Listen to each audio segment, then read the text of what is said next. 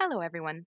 My name is Vicky, and my job is teaching people how to get the most out of their Office 365 software. Today, I'll be presenting a course on taking your Outlook 365 to the next level. This lesson is pre recorded in order to give you the best experience, but please remember that your managed services provider is available to answer any questions on the topic, and they have my contact information as well if more information is needed. Please feel welcome to write your questions down and reach out to your MSP representative so we can get you the answers that you need. In this presentation, we're going to cover three topics: collaboration, productivity, and sanity savers. Since optimized productivity is a goal most of us have in common, let's start there. Most of what we're going to cover will help give your productivity a boost, but these features will get us off on a good, focused start. First up is the task list. Lots of us are probably already using this to keep track of the actions that we want to take during our business day. As an example, and for demonstration purposes, I've set up a few tasks related to my imaginary business that I might need to take action on over the course of the next few weeks. Now, the traditional way of creating these tasks is to click on a new task, input the subject, add a due date, maybe a few notes, maybe set its priority. But when you're busy multitasking, maybe on the phone with a client or a vendor, or talking to someone face to face in your office, that may be more focus than you can afford. So let's use that as our scenario. I'm on the phone with a vendor when I receive an email from my accountant stating that her business is updating their software and there's some action that I need to take. Now, I can't address it right now, but it's too important to forget, and it's too important to let it get buried in my inbox. What I can do is drag and drop the email onto the task list button. Doing so opens a new task window, but with all of the relevant information already filled in. All I have to do now is set a due date, and if I feel necessary, I can increase the priority. The next step I might want to take to keep my inbox clean is to file this email somewhere for safekeeping until I'm ready to work on the task. Using the email to create the task only opens the new task window. It doesn't actually do anything with the original email itself. As you can see, I've already created a number of inbox subfolders to help me organize my emails. I've created one for each department in my fictional company, but I don't yet have anywhere designated for emails that still need action based on the task list. So to create a new inbox subfolder, I'm going to select Inbox, right-click, and select Create New Folder. This one I'm going to title Task List Items, and press Enter to save it. Now I can drag and drop that email to the designated folder. This isn't necessary for the task list item to work, but it does help keep your inbox organized as opposed to using it more as a catch-all. Moving on, we're going to get into Quick Parts. Quick Parts is a feature that saves you from having to type the same text repeatedly. If you find yourself composing the same message over and over, you can save yourself some time by creating a quick part. For this example, I've already typed up the information that I want to save as a quick part. In this case, it's directions to my fictional office. Between new employees, vendors, clients visiting us on site, advertising, this might be some information that I find myself wanting to share quite often. Having it a button click away will help save me a good bit of time. So what I'm going to do is open this message window. You do have to open the actual message window to get the Insert tab, because the Insert tab itself does not appear in the main Outlook window, only on the Compose message window. When you have that open and your message typed out, highlight with your mouse the text that you want to save. Then click on the Insert tab. Over towards the right, you will find the Quick Parts button. Click there and select Save Selection to Quick Part Gallery. Now this opens a dialog box where you can name your quick part and decide how to save it. For this one, it's automatically pulling the name directions out of the first word of the text, and that's good enough for me. If you find yourself using a lot of quick parts, you may want to organize them into different categories, which you can see in this dropdown. For now, I'll save this one to my general category. The great thing about this is that these custom messages are available in many of the Office 365 programs, including Word and Excel. So if you set it up once in any of these programs, it's then available in all of them. So click OK to save your quick part. Going back to the Quick Part button, you can now see that the selected text is saved under the name Directions. If I wanted to insert it into another message, I can open one, go to Insert, select Quick Parts, and click on Preview. There you can see that the text is ready for you in just a few clicks as opposed to a few minutes of typing. You can use the Quick Parts for more than just text too. For instance, you could add a map to those directions.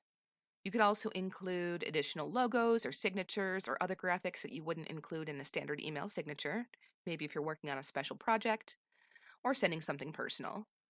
You can also use it for frequently asked questions, contact information for other sites, or nearly any other short bit of information that you would appreciate having just a click or two away.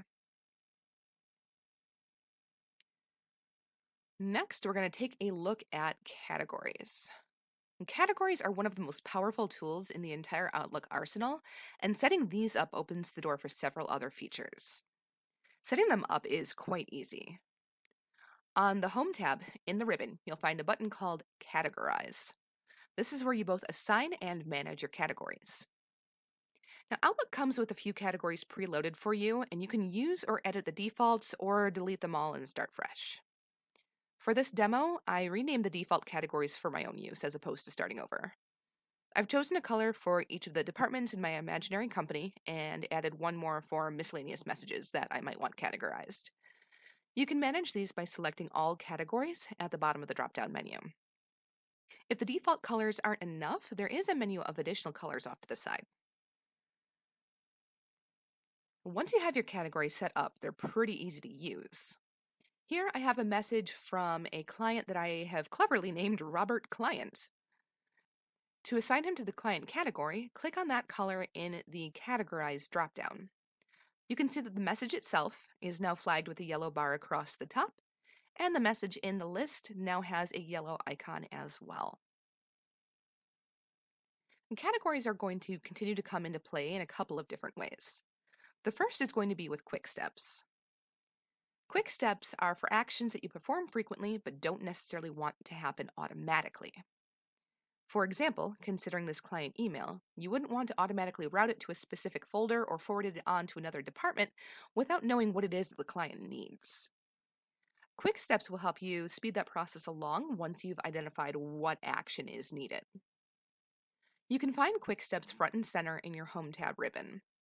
It does come with a few quick steps preloaded. You can use them as they are or edit them however you choose. My personal preference is to delete them and start fresh with my own, but if you find any of the defaults useful, of course, go ahead and use them as they are or edit them to suit your needs. Our example client email is pretty obviously an IT request, so that needs to get to the right department. We can set up a quick step to help facilitate that. To create a new quick step, click on the New button here or on the Create New button in the Quick Steps window. They both have the same end result, but the menu lists are a little bit different, so I'll go with the option that's quicker, the Create New button. Let's give it a good name, Incoming IT, and choose an action. Let's have this one forwarded right to the IT department. So click To and find the right address or group in your contact list. And then let's have it move to the IT folder, selecting that one from the dropdown. When you're done adding actions, click Finish. Your new quick step should now appear in the ribbon window, and this action can now be performed with a single click. So in combination, these tools will save you a lot of time previously spent on repetitive or tedious tasks. But let's go one step further and let Outlook do some of the work for us itself via automation. By now, Outlook has been around long enough that the features developed for automation have been very intuitively and powerfully designed. We can tell Outlook to file our mail for us based on an impressive list of flexible, individualized criteria called rules. Once you set them up, Outlook does the rest all on its own. There are a couple different ways to set up rules. The Rules button is on the Home tab ribbon right next to Quick Steps. For the first example, let's use this email with the IT department weekly schedule. Make sure that message is highlighted, then go up to the Rules button. Click there and select Create Rule. On this window, there are two sections. The top is defining the conditions for the rule, and the bottom defines the action. For this, I want to address these assignments. Anything that's titled Weekly IT Assignments should go right to the IT folder without needing my review. But we don't want the date in there because it's a little too specific. So for the action, it gives me 3 common options to start with. I want these to be forwarded to the IT folder, so I'll select that. Once you've set both a condition and an action, you can click OK to save. All emails from that point forward with the words Weekly IT Assignment in the title will go to the IT folder. A pop-up window will give you the option to run the new rule on existing messages in the folder as well, so you can even file older emails by the new rule. But what if I want those emails to automatically be marked as read? Sometimes a rule needs tweaking, especially after you've used it for a little while and see it isn't quite working the way that you want it to. So let's click on Rules again and go down to Manage Rules and Alerts. Click on Change Rule, then Edit Rule Settings. The first page lists the conditions. So for this example, the conditions are good, but we want a new action. So to get to the actions, click Next. Find the box that says Mark as Read and select it. It will give you a warning that this action only works when Outlook is open, and that's fine, so I'm clicking OK.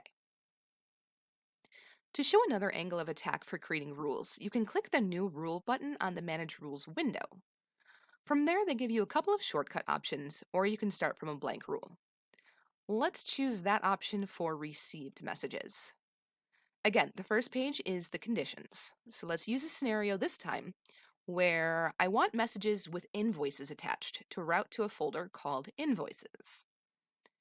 In the top Step 1 box, I'm going to select the condition for specific words in the subject and the body, and the condition for having an attachment. In the bottom Step 2 box, I'm going to click on the highlighted phrase specific words and define what words this rule should look for. In this case, invoice. Any of those highlighted phrases will need a value set for them before you can complete the rule. To set the action, I'll click Next. In Step 1 on this screen, the actions I want are move it to the specified folder and mark it as importance. In Step 2, I'm going to click on the highlighted word importance and choose High. Then I will click on the highlighted word specified. The folder I want doesn't yet exist, so I can create one right from this screen. I could even make it a subfolder of my Finance folder by clicking first on Finance and then on New. I'm going to call this one Invoices and then click OK. Now this rule is done, so I can click Finish. All of the invoices are going to go to that folder and be marked with high importance. They need action, and they're all together in one spot. But it will only do this for messages that actually have an attachment, as opposed to just something with the word invoice in the subject or in the body of the text. As you can see, these rules are incredibly powerful, but also very customizable. It may take some planning and a little time to set them up, but once you do, the organization of your inbox practically handles itself. The majority of the emails left in your main inbox are going to be the ones that actually need your attention outside of your normal workflow. Our next topic is collaboration. In terms of Outlook, collaboration is all about efficiently sharing the information your business needs in order to have everyone in the right place at the right time. Much like the task list, the calendar is an Outlook feature most of us are probably quite familiar with. It's a wonderful, detailed tool that lets you organize your day. But we can go deeper with calendar sharing. Calendar sharing allows you to share the details of your day with anyone, not just Outlook users. This can actually be synced with other calendar software as well.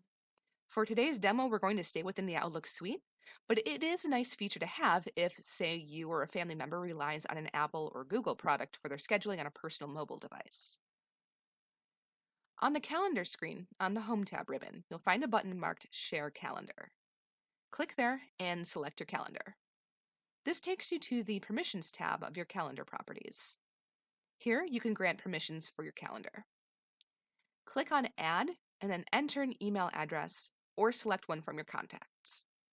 For this example, I'm going to grant permissions to my office manager, Dorothy.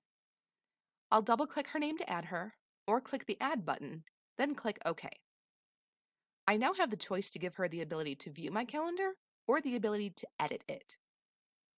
Having an additional person with the ability to edit your calendar can come in handy if you have an assistant or someone in a similar role who helps you schedule your meetings and events. Just keep in mind that anyone who has permission to add events to your calendar also has the ability to delete them. So only give those permissions to people who truly need them, who are trustworthy. Now, let's say that I also want access to Dorothy's calendar. Next to the Share Calendar button is an option to add calendar. At the bottom, click Add Shared Calendar. Select the person whose calendar you wish to add. If they've already shared it with you before, or if the calendar is public, it will automatically grant you access. If not, a dialog box will pop up asking if you want to request permission. Click Yes, and an email will be sent to that individual requesting permission to view their calendar. They can also grant you permission to edit as well. Now let's say you have a large team and it's time for a meeting. Having everyone's calendar all in one would be information overload and not a great use of anyone's time. What you can use instead is the scheduling assistant. Select New Meeting from the Home ribbon and click on Scheduling Assistant. This is a powerful feature that allows you to see whether members of your team are available, busy, off-site, or off work at any given time. It will give you suggestions on the best time to schedule a meeting with everyone, and will even make second best suggestions if there's no time when everyone's available. To use this tool, click on Add Attendees. You can choose who must be there and whose attendance is optional. This gives the scheduling assistant the most information to work with when choosing the best meeting time. Now, unfortunately, since this is a fictional company, my fictional employees don't have schedules. But you can see that the calendar does show them as unavailable to me based on the information given. If they were off-site or otherwise unavailable but at work, you could tell by the colors in the legend along the bottom. And the modules along the right show the suggested meeting times as well as available rooms if you have a conference room schedule active within your enterprise. Lastly, what do you do when you have employees in multiple time zones? If you're me, until recently, you had a little color-coded map of the United States somewhere on your desk that showed different time zones and then did the math from there. But there's a more elegant way thanks to Outlook. To add additional time zones to your calendar, go to File, then Options, then Calendar. Scroll down until you see Time Zones. Here you can set up to 2 additional time zones that will show within your calendar view. I'll name the first one Home, since that's my default here in the Eastern Time Zone. Then I'll add 2 more locations where we might have an office or a number of clients, and I might need to know what time it is there when deciding if it's okay to call them. I'll add Seattle and, say, Tokyo, and label them as such. Now, when I look at days or weeks in my calendar, I can see what the local time is for me and what time it is for my business partners. If I'm having a meeting at 9 a.m. Eastern, I'm probably not going to want to ask a business partner in Seattle to join in. That's useful information to have on hand. And now, on to our last category, sanity savers. These are just a couple of quick tricks that I personally like to use to maximize my time and organization. First up are @mentions. For those who are very fluent in social media, @mentions have been the go-to for multiple social media platforms to get someone's attention. It tags them so they get an alert that their presence is specifically requested somewhere. This feature has also been built into Outlook now, and it is tremendously handy, especially if you are thinking as you type, or if the list of people on the email is too long to search through and confirm that your target is even on the email chain. You can add a new person to a conversation and alert them that their input is important by using an @mention. To use this feature, in the text body, just type the @symbol. It will then give you a drop-down list of names from your contacts. The more you type, the more refined the list becomes. Once you select the person's name by clicking on it, their name becomes highlighted in the text with the @symbol next to it. Their email address also gets added to the conversation automatically. And what's very useful is that the message itself gets flagged in their inbox. I have an example here that I've sent to myself so you can see what it looks like when someone includes you as an @mention. As you can see, the @symbol pops up next to the message in the list, so you know someone is trying to get your attention within. That's pretty neat. Speaking of long email chains where you have no idea who is and isn't getting the message, Outlook has an ignore button. It's one of my favorite buttons in all of Outlook and is the perfect counter to those times when people are abusing the Reply All feature and you wish you could escape the conversation. Now you can. Clicking the Ignore button will make all of the rest of messages in that conversation go straight to the trash. Just make sure you really didn't need to read any of that before sending it there. Last but not least, the ultimate time saver for the multitasking champion. If you need to start a new email, task, meeting, or contact fast, and you don't have time to navigate a whole screen worth of buttons, you can right-click on the tray icon for Outlook and start a new item right there. The 5 most time-sensitive tasks are at your fingertips, ready for you before you forget what it was that you were thinking about or get distracted by something else. It doesn't get any quicker than that. And with that, we conclude this presentation. These tools and tricks are ready for you to put them to good use and reclaim some of your valuable time while getting the most out of your Outlook 365 software. Keep an eye out for more in our series on Office 365 and how to maximize your time and effort. Thanks for watching. Have a great and productive day.